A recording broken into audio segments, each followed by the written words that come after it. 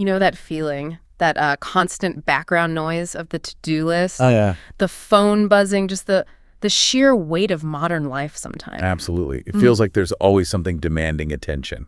And we all crave the opposite, don't we? That, like, deep sigh of relief. That spaciousness inside. Feeling genuinely okay, comfortable in your own skin, even when things outside are chaotic. That's it, exactly. That state of inner peace or serenity Yeah. feels almost like a luxury these days, but it's so essential. Right. And the sources we looked at for this deep dive, they make it clear, don't they? It's not about checking out or pretending problems don't exist. Not at all. It's more about learning how to face those challenges, how to navigate life's ups and downs with maybe a bit more calm and clarity. And compassion, too, for yourself and others. Yes, that too.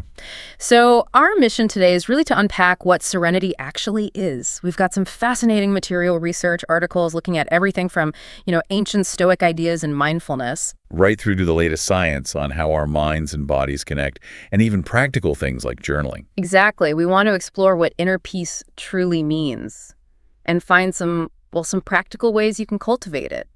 Because it's not something you just find, is it? No, definitely not like finding lost keys. It's something you have to actively create, something you do, and eventually it becomes part of who you are. Something you are. I like that. So maybe we should start by trying to pin down what we mean by serenity a bit more. Great idea. The sources often describe it as this really deep sense of well-being. It covers your mind, your body, your spirit. It's holistic. Okay. It's this idea of equanimity. Being okay when things are good, sure, but also finding a way to be okay even when they're decidedly not okay. That's the tricky part. Right. It's about finding freedom from that constant inner chatter, that mental static, that conflict we carry around. That sounds revolutionary almost. Being genuinely at ease with yourself and the world, less tossed around by stress and worry.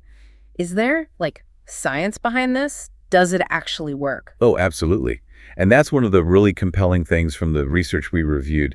This mind-body connection, it isn't just a nice idea. It seems to be physically built into our brain structure. Really? How so? Well, recent studies show that the parts of your brain that control, say, moving your arm are actually wired into the same networks that handle thinking, planning, and the stuff you don't consciously control, like your heart rate or blood pressure.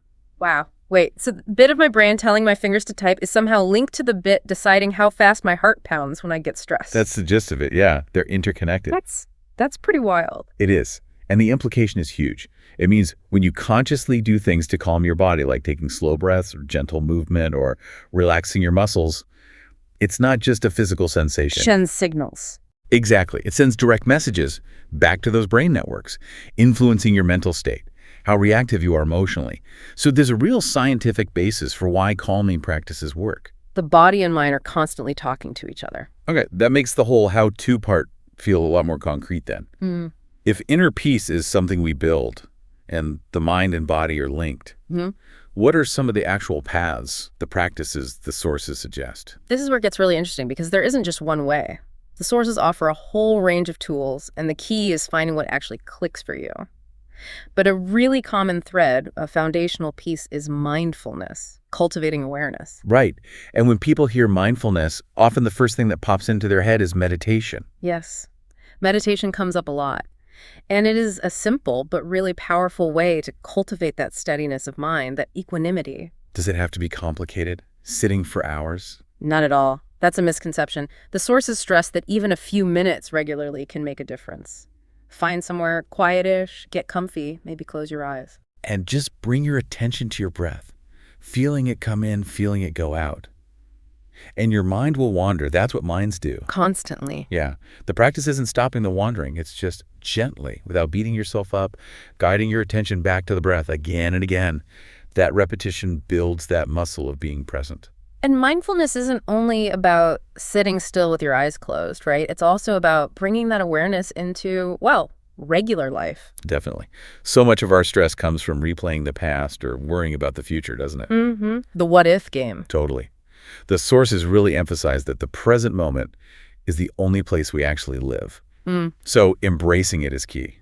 How, though? How do you do that when the laundry needs doing and emails are piling up? It's about bringing your full attention to whatever you're doing. Like when you're eating, actually taste the food. Notice the textures, the temperature. Instead of scrolling on my phone. Exactly. Or when you're walking, feel your feet on the ground. Notice the sounds around you, the feeling of the air. Using your senses pulls you out of your head and into the right now, like a little mini vacation for your brain. A mini vacation. I like that frame. And speaking of fundamentals, breathing. Effective breathing comes up again and again as something immediate we can use. It sounds so basic, doesn't it? But most of us, we don't really use our breath properly, especially when stressed. We hold it or it gets shallow. Right. Shallow, rapid breathing just amps up that fight or flight response. But consciously slowing down, deepening your breath, that sends a signal to your nervous system. Hey, it's okay. You're safe. It disrupts the stress cycle. So just focusing on breathing deeply into the belly, maybe making the exhale a bit longer than the inhale. That's a great technique. A simple 1-to-2 ratio, breathing in for, say, 3 counts and out for 6. And the tip is to practice it when you're already feeling calm. Ah, so you know what it feels like. Yeah, you build that muscle memory. Wow. Then when stress hits, you can recall that feeling, access that calm breath more easily. Makes sense. And some awareness traditions, they go even deeper than just being present, don't they? Yes, some sources mention practices like Vipassana meditation. It's less about just feeling calm and more about gaining insight into how your mind works. How so? By observing everything, sensations, feelings, thoughts as they arise and pass away, without reacting, just watching. Noticing how temporary everything is. Impermanence. Exactly. Seeing that impermanence and observing without judgment, without the usual I like this or I hate this, it helps to untangle those deep-seated mental habits, leading to a clearer, less reactive mind. You're not stopping thoughts, you're changing how you relate to them. Changing your relationship with thoughts, that feels huge. So moving on from awareness, how do the sources suggest we actively work with our thoughts and emotions? Because they can really run the show sometimes. They really can. Our internal narrative shapes everything. So one starting point is deliberately cultivating a more positive mindset. Focusing on the good. Yeah, or at least the neutral. Simple things like maybe starting your day by jotting down one thing you're grateful for, or consciously trying to reframe a negative thought like instead of this traffic is ruining my day, maybe, okay, traffic is slow, I can listen to some music. It's about shifting that default perspective. But it's not just about pretending everything's rosy, is it? What about those really sticky, anxious thoughts, the what ifs that just loop? Oh yeah, those are major peace thieves. The sources offer some great practical ways to challenge them. When you catch yourself in that spiral, what if I bomb this meeting? What if they're mad at me? Ask yourself some direct questions like, is this thought actually likely? Is it rational or just a feeling? Has this exact bad thing happened before? And importantly, if the worst did happen, could I cope? That last one is powerful. It is. It puts you back in the driver's seat. It creates distance from the thought, helps you see if it's just your anxiety talking. It's like cross-examining the thought instead of just believing it. Cross-examining your thoughts. I like that. And then there's the idea, especially from Stoicism, about removing judgment. That feels connected. Hugely connected. Yeah. And often missed. We're constantly slapping labels on things. Good, bad, fair, unfair. And our emotions follow those labels. Or road rage. Perfect example. It's not the car cutting you off that makes you furious. It's your judgment. That was rude. They disrespected me. The Stoic insight is that the event itself is neutral. It's our interpretation, our judgment that causes the upset. So if I see the traffic jam just as all cars stopped on a road. Instead of a personal disaster aimed at you. Yes. Or if someone criticizes you. Seeing it as just their opinion from their viewpoint, rather than a fundamental truth about you. Marcus Aurelius said something like, you don't have to turn this into something. It doesn't have to upset you. Wow. When you strip away that layer of judgment, the emotional power often just fizzles out. Which sounds like it leads right into acceptance. It does. But acceptance isn't passive helplessness like, oh, well, nothing I can do. Right. It's often misunderstood. It's more about acknowledging reality as it is in this moment without fighting it, working with it. You can still want to change things, but you start from a place of seeing clearly what's actually here, now. That allows for a calmer, more effective response. And accepting feelings, too. Not judging yourself for feeling angry or sad. Yes. Allowing feelings to just be there. Noticing them without labeling them good or bad takes away their power to overwhelm. They become like weather passing through. Okay. And for digging into those feelings, getting some clarity, journaling comes up as a really useful tool. A really powerful one. The sources highlight its benefits for self-awareness, processing tough stuff, gaining perspective. It can reduce stress, lift mood, cut down on that endless negative looping in your head. And it doesn't have to be perfect prose, right? Not at all. Find a private space, maybe set a timer for 15 minutes, and just write. Uncensored, let it flow. Prompts can help if you're stuck, but the key is just getting it out. Making it a regular thing is powerful. Are there different ways to do it? Oh, yeah. Stream of consciousness, just writing whatever comes up. Reflective writing about a specific thing.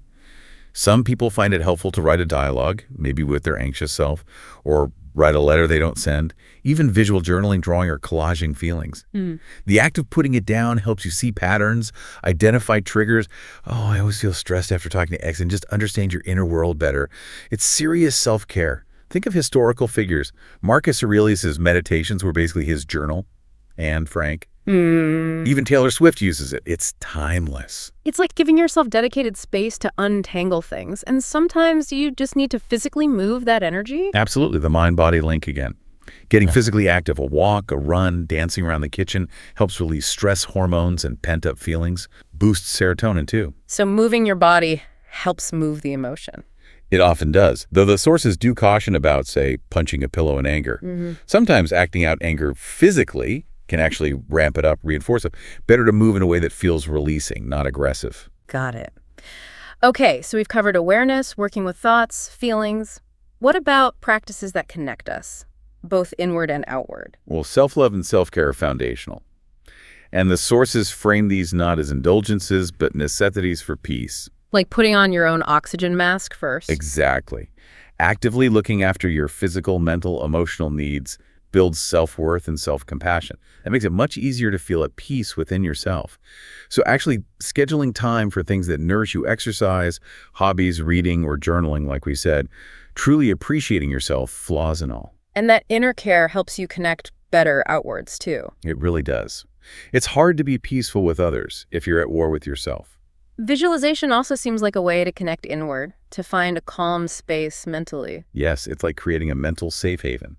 You close your eyes and imagine in detail a place where you feel completely peaceful. A beach, a forest, a memory. Using all your senses. What do you see? Hear? Smell? Feel?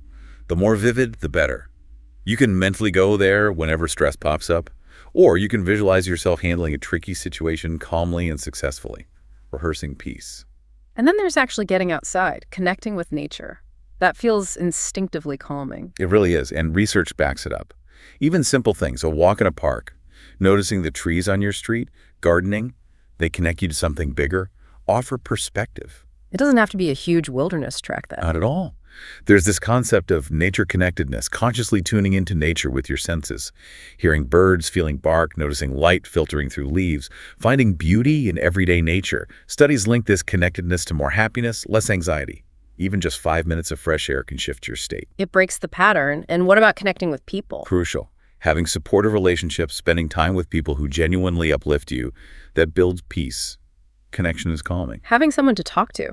Yeah, being able to share what you're going through with a trusted friend, feeling heard. That really eases the burden. We're social creatures. Definitely. And what about those moments where you just need something quick, like right now, any immediate calmers? Yes, loads of little peace hacks. Things that engage your senses or body quickly.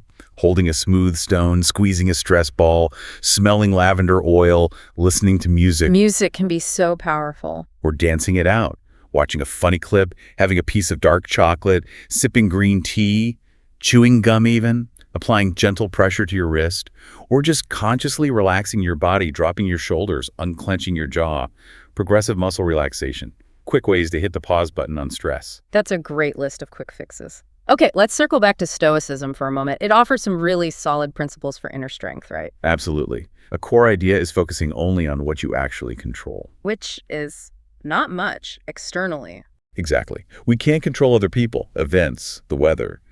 The Stoics say what we can control are our own thoughts, our judgments, our reactions, our choices, our actions. Trying to control the uncontrollable is a recipe for frustration. So you put your energy where it makes a difference inside yourself. Precisely. It's incredibly empowering. Epictetus basically said, if you try to control things you can't, you'll just end up disturbed and blaming others. Focus inward.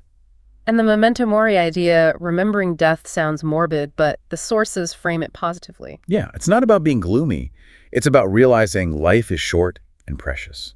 That awareness helps cut through the trivial stuff and focus on what matters now. Living with intention. Right. Being grateful for today. Asking yourself, if this was it, would I have regrets? It pushes you to live authentically, to be kind, to act virtuously today. That focus brings peace rather than chasing external stuff. It's worth noting, though, as the sources do, there's some nuance within Stoicism itself, right? About whether peace is the main goal. That's true.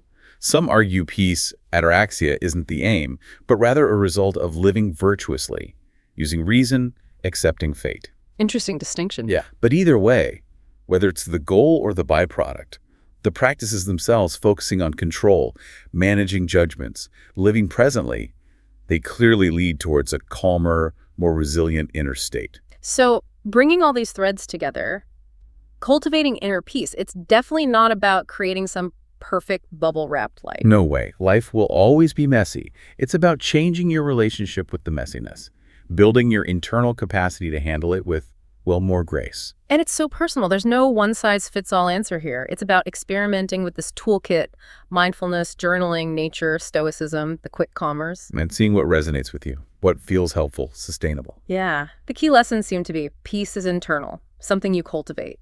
Mind and body are linked. Calm one, calm the other. Working skillfully with your thoughts and emotions is critical, challenging, accepting, releasing. Connecting with nature, connecting with supportive people, that matters. Focusing your energy on what you truly control is freeing. And it's not about giant leaps. It's small, consistent steps built over time. One mindful breath, one journal entry, one moment, choosing not to judge. One walk outside at a time. Exactly. Tending that inner garden. Well, thank you for joining us on this deep dive into serenity. It's been really valuable to explore all this. So for everyone listening, considering all these different paths we've touched on today, from ancient wisdom to modern science, maybe just ask yourself, what's one small step that feels inviting to you right now on your own journey toward inner peace?